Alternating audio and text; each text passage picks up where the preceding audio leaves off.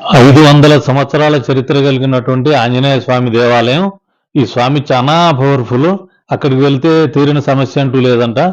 కోరిక తీరిన తర్వాత నెయ్యి సమర్పించాలంట. ఎందుకంటే ఇప్పటికీ గత 500 సంవత్సరాలుగా నెత్తితో అఖండ దీపం వెలుగుతూనే ఉందంట. వెళ్దాం పదండి. ఇది చూడొచ్చు మీరు. రోడ్డు చూడండి, రోడ్డు కనిపిస్తుంది కదా, రోడ్డు పక్కనే కమాన్ ఉంటుంది, ఎంట్రన్స్ కనిపిస్తుంది. ఇది జియాగూడ లాస్ట్ బస్ స్టాప్ నుంచి కార్వాన్ వెళ్ళే రూట్లో ఉంటుంది. ఇది పక్క నుంచి లాస్ట్ బస్ స్టాప్ దిగైనా వాకబుల్ డిస్టెన్స్, లేదా జియాగూడ మేకల మార్కెట్ నుంచి కూడా వాకబుల్ డిస్టెన్స్. ఇది అడ్రస్ చెప్తాను చూడండి. హైదరాబాద్లోని కార్వాన్లో ఉన్న కేసరి హనుమాన్ టెంపుల్. కార్వాన్ అంటారు ఏరియా ఇది. కార్వాన్లో కేసరి హనుమాన్ టెంపుల్ అంటే ఇక్కడికి వచ్చిన తర్వాత ఎవరైనా చెప్తారు చాలా ఫేమస్ టెంపుల్. కాకపోతే ఏంటంటే ఇక్కడ చుట్టుపక్కల వాళ్ళకి తెలిసిన దేవాలయం, 500 సంవత్సరాల పురాతన దేవాలయం, చాలా పవర్ఫుల్ టెంపుల్. ఇది తీరని సమస్య అంటూ లేదంట. ప్రతి సమస్యకు పరిష్కారం లభిస్తుందంట. నేను చూపిస్తాను, మొత్తం వివరాలు మొత్తం చూపిస్తాను, స్కిప్ చేయకుండా చూడండి. శివాజీ మహారాజ్ గారి గురువు గారు అయినటువంటి సమర్థ రామదాస్ గారు దాదాపు 500 సంవత్సరాల క్రితం సనాతన ధర్మం కోసం ప్రచారం చేస్తూ, దేశ పర్యటన చేస్తూ, పంచాక్షరి అష్టాక్షరి ఎలా ఉంటాయో అలాగే తేరాక్షరి మంత్ర ఉపదేశం చేస్తూ, ఎక్కడెక్కడైతే ఆంజనేయ స్వామి దేవాలయాన్ని సందర్శిస్తూ, లేని దగ్గర ఆంజనేయ స్వామి విగ్రహ ప్రతిష్ఠ చేస్తూ, ఇక్కడికి వచ్చినప్పుడు, ఈ ప్రదేశానికి వచ్చినప్పుడు పక్కనే ముచ్చుకుంద నది ఉంటే ఈ నది దగ్గర ఎందుకు ఆయనకు ఆంజనేయ స్వామి విగ్రహం ప్రతిష్ఠ చేయాలని చెప్పి ప్రతిష్ఠ చేసి ఇక్కడనే కొన్ని రోజులు తపస్సు చేశారంట. ఇక్కడ ప్రతిష్ఠ చేసిన తర్వాత తపస్సు చేస్తూ, తర్వాత లేపనం పూస్తే ఆ లేపనం నిలబడకపోయేదంట. నిలబడకపోయేసరికి తర్వాత చందనం కుంకుమ పువ్వు కలిపి లేపనం చేశారు. దాని వల్లనే కేసరి హనుమాన్ అని చెప్పి పేరు వచ్చింది. ఇక్కడ కేసరి హనుమాన్ అంటారు. చాలా విశేషమైనటువంటి ఫలితాలు ఇచ్చేది. ఎటువంటి ఆర్థిక బాధలు, ఎటువంటి సమస్యలు ఉన్నా కానీ మీకు ప్రతి సమస్యకు పరిష్కారం లభించే ఏకైక దేవాలయం కేసరి హనుమాన్ దేవాలయం.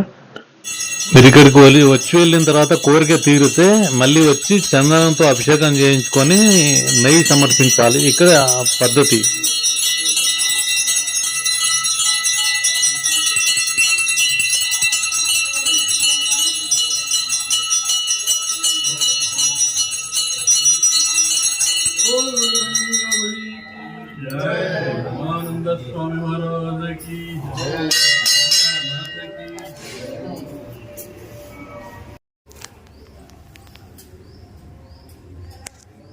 కేసరి హనుమాన్ పేరు ఎలాగ వచ్చింది కూడా చెప్తాను నేను. ఇక్కడ చూడండి, 2 బేసిన్లు, తాంబాలాలు పెద్ద పెద్దవి, ఇత్తడివి, చాలా పెద్దగా ఉంటాయి ఇవి. మొత్తం 5 అఖండ దీపాలు ఉంటాయి. మీకు కనిపించే 2 ఉన్నాయి, ఆపోజిట్లో 2 ఉంటుంది, పైన 1 ఉంటుంది. మొత్తం 5 దీపాలు 500 సంవత్సరాలుగా నిరంతరాయంగా వెలుగుతున్నాయి. సంవత్సరంలో ఒక్కరోజు మాత్రమే మారుస్తారంట. ఇది మార్చే ముందు వేరే దీపం పెట్టి ఈ దీపాలు తీసి నెయ్యి మొత్తం ఖాళీ చేసి మళ్ళీ కొత్త నెయ్యి పోసి మళ్ళీ పెడతారంట. 500 సంవత్సరాలు నిరంతరాయంగా అఖండ జ్యోతి వెలుగుతూనే ఉంది. ఇక్కడికి వచ్చిన వాళ్ళకు తీరని సమస్య అంటూ లేదంట. నారాయణ దేశపాండే గారు, గురువు గారు, ఇక్కడ ప్రతి సమస్యకు పరిష్కారం చూపిస్తారు. ఇది మెయిన్ గుడి అంటే చూడండి. ఇంతకుముందు చూపించిందేమో కమాన్. అది ఇక్కడ లెఫ్ట్ సైడ్ శనైశ్వరుడు, రేణుకాదేవి ఉంటుంది, అమ్మవారి గుడి ఉంటుంది. నేను చూపిస్తాను, పూర్తిగా స్కిప్ చేయకుండా చూడండి. చాలా విశేషమైన గుడి, చాలా పవర్ఫుల్ గుడి. స్కిప్ చేయొద్దు. లైక్, షేర్, సబ్స్క్రైబ్ చేయండి. నచ్చితే కామెంట్ చేయండి. లైక్ చేసి చాలా మంది చూస్తారండి. ఈ వీడియో వీలైతే వేరే వాళ్ళకి షేర్ చేయండి. ఎందుకంటే ఇలాంటి దేవాలయాలు వీలున్న వాళ్ళు దర్శించుకుంటారు. కనీసం వీలు కాని వాళ్ళు వచ్చి ఇక్కడ వీడియో ద్వారానన్నా చూసి దర్శనం చేసుకుంటారు. చాలా పవర్ఫుల్ గుడి. ఎదురుగా మీకు కనిపిస్తుంది చూడండి, అక్కడ ప్రదక్షిణ చేసుకుంటారు. అక్కడ ఇది ఈశ్వరునికి అభిషేకం జరుగుతుందండి. ఇక్కడ హనుమాన్ జయంతి వారం రోజుల పాటు ఘనంగా నిర్వహిస్తారండి. అన్న సంతర్పణ ఉంటుంది. ఇక్కడ హోమము, హవనము అన్నీ నిర్వహిస్తారు. హోమగుండం చూడండి, ఘనంగా నిర్వహిస్తారు వారం రోజుల పాటు విశేషంగా. ఇక్కడ ఆంజనేయ స్వామి విగ్రహం ఇక్కడ ప్రదక్షిణ చేసుకోవడం కోసం ఇక్కడ ప్రతిష్ఠించారు చూడండి. ఇక్కడ హనుమాన్ చాలీసా రాశారు, తెలుగులో, హిందీలో రాశారు. శివాజీ మహారాజ్ గారి గురువు అయినటువంటి సమర్థ రామదాస్ గారు అప్పుడు సనాతన ధర్మం కోసం పర్యటిస్తూ ఇక్కడికి వచ్చారు. ఎందుకంటే అప్పుడు ముస్లింలు హిందూ దేవాలయాన్ని కూలగొట్టడం, హిందువుల్ని బాధ పెట్టడం, ముస్లింలుగా మత మార్పిడి చేయడం ఇవన్నీ జరుగుతున్నప్పుడు వారికి బాధ కలిగి ఈ సనాతన ధర్మ ప్రచారం కోసం వచ్చినప్పుడు ఈ ప్రాంతానికి వచ్చినప్పుడు ఇది పక్కనే ముచ్చుకుంద నది, ఇప్పుడు ముచ్చి నదిగా పిలువబడుతుంది. ఇక్కడికి వచ్చినప్పుడు వారు ఇక్కడ చూసి ఆంజనేయ స్వామికి వీరే చూడండి సమర్థ రామదాస్ గారు ఆయన ప్రతిష్ఠించారు విగ్రహం. ఆ బాధ కలిగి ఇక్కడ ఆంజనేయ స్వామి విగ్రహ ప్రతిష్ఠ చేసి సింధూరం నూనె కలిపి పూస్తే రాలిపోతుందంట. ఎందుకని చెప్పి వాళ్ళు ధ్యానంలో కూర్చుంటే తెలిసి వచ్చింది స్వామికి అది పడదని చెప్పి. అప్పటి నుంచి చందనం కుంకుమ పువ్వు కలిపి నూరి లేపనం చేసేవారు, అందుకే కేసరి అని మన పేరు వచ్చింది. ఇక్కడ చూడండి మగవాళ్ళు ఇలాగా వెళ్ళాలి, షర్టు బనీని విప్పి లోపలికి వెళ్ళాలి, బెల్ట్ కూడా ఉండకూడదండి.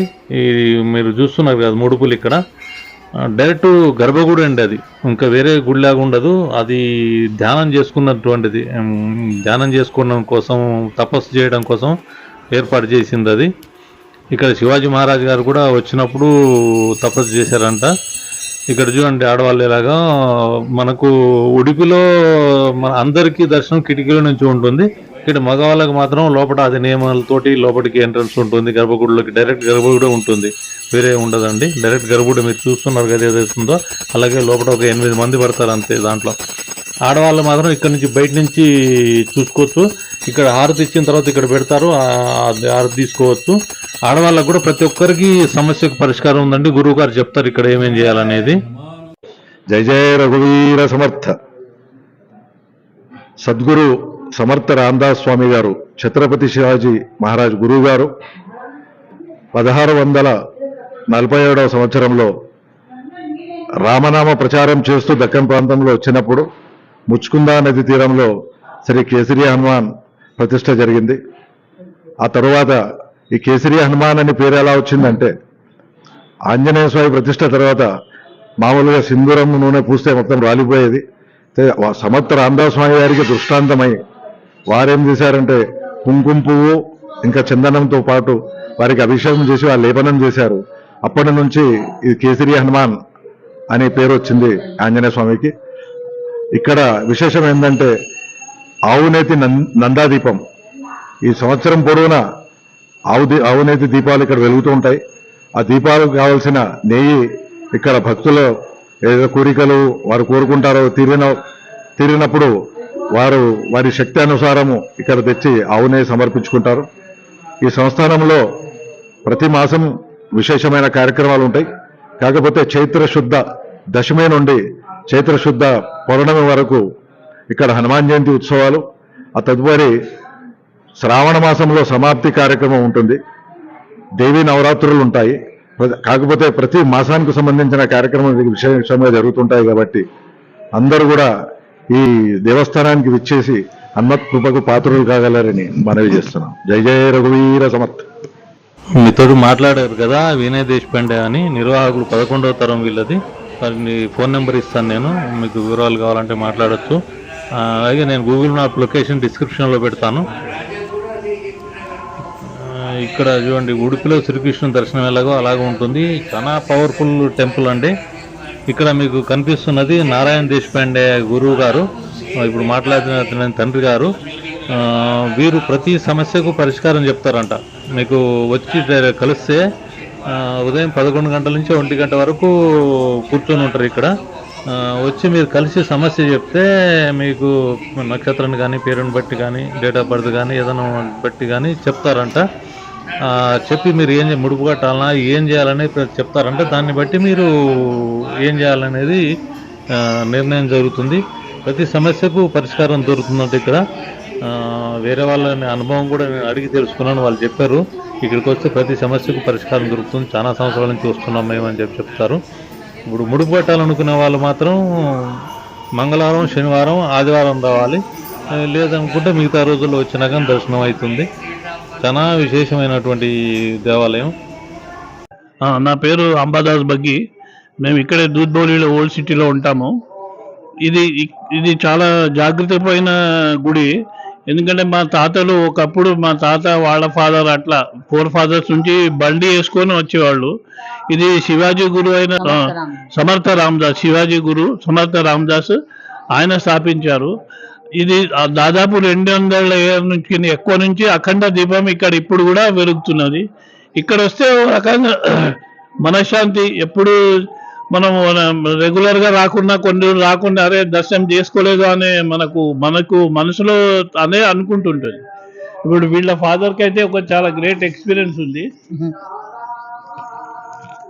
మా తల్లిగారి ఇల్లు బెంగళూరు అండి. మా నాన్న అని ఒకసారి హనుమంతుడు కల్లా వస్తున్నారు అనుకున్నారట. ఆయన మాకేం చెప్పలేదు.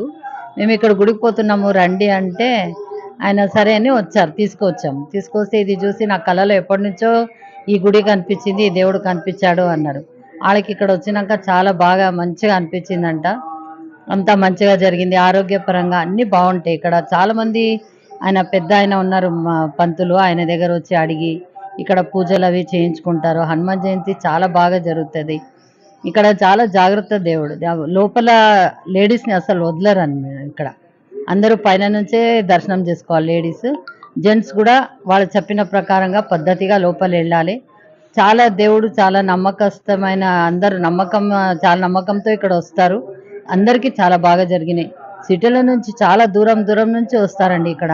మేము చూస్తాను, నేను పోస్టర్లో పనిచేస్తాను. మా ఆఫీస్లో ఎంతో మంది ఇక్కడ వచ్చి చాలా బాగుంది గుడి, మీరు చూసారా అంటే నేనన్నా మేము అక్కడే ఉంటాము చూసామని చెప్పాము. ఇక్కడ ముఖ్యంగా ఇంకోటి ఏమంటే ఇక్కడ అర్చకులు కూడా ఆయన ఎంత జ్ఞాని అంటే ఆయన చాలా మందికి జాతకాలు చూసి కానీ ఈ హనుమంతుని అనుగ్రహంతో ఏదో ఇక్కడ కొబ్బరికాయ పెట్టిన తర్వాత ఇస్తే తప్పకుండా వాళ్ళ కష్టాలు దూరం అవుతున్నాయి. ఇక్కడ స్వామి ఇక్కడ ఉన్న అర్చకులు పెద్ద గురువు గారు ఉన్నారు.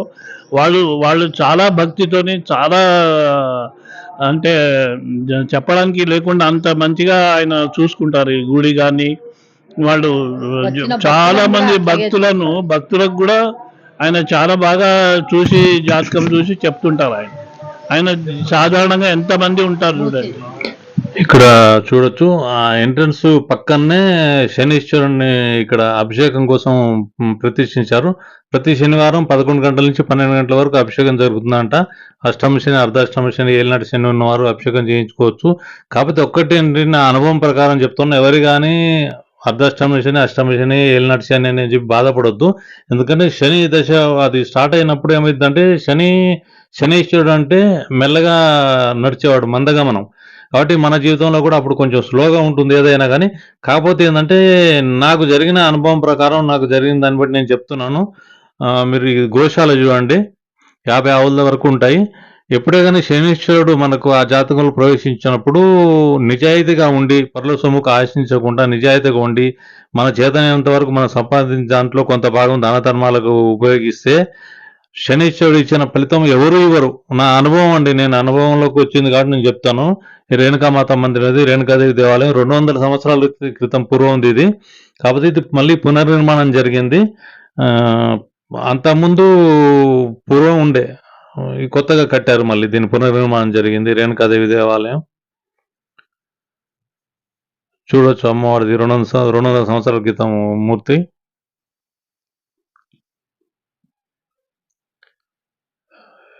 రేణుకా ఎల్లమ్మ అంటారు, రేణుకాదేవి అంటారు. जय श्री राम। ये केसरी हनुमान जी जियागुड़ा का बहुत अच्छा मंदिर है। यहाँ मैं 15 साल से आ रहा हूँ। बहुत अच्छा मंदिर है और जो भी यहाँ पे आया उसका काम होता है। बजरंगबली का बहुत बड़ा आशीर्वाद है यहाँ पे। बहुत अच्छा मंदिर है। गौशाला भी है और प्रसाद भी करते लोग, बहुत अच्छा है यहाँ पे। और केसरी हनुमान जी बहुत भारी पर्चा है यहाँ पे।